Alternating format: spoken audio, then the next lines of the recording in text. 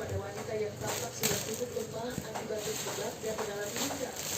Namun, dengan sigap sang petugas langsung mengangkatnya dengan menggunakan tali naik ke atas helikopter untuk dipindah ke tempat yang aman dan menerima pertolongan medis.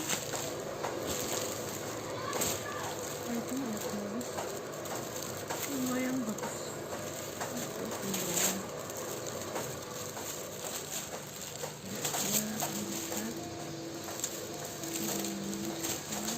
Seekor monyet di sebuah kebun binatang mengalami insiden yang menyedihkan saat dirinya tercebur ke dalam kolam.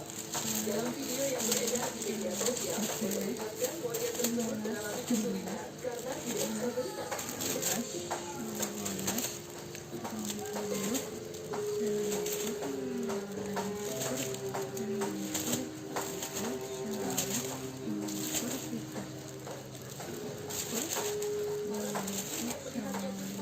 Dan akhirnya meminta bantuan penjaga kebun binatang. Sesampainya di sana, ia langsung melompat ke air dan menarik monyet itu naik ke permukaan.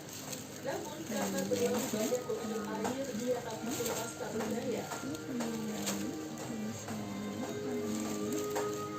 Sang penjaga pun langsung melakukan pertolongan darurat. Hingga akhirnya monyet malam itu berhasil diselamatkan.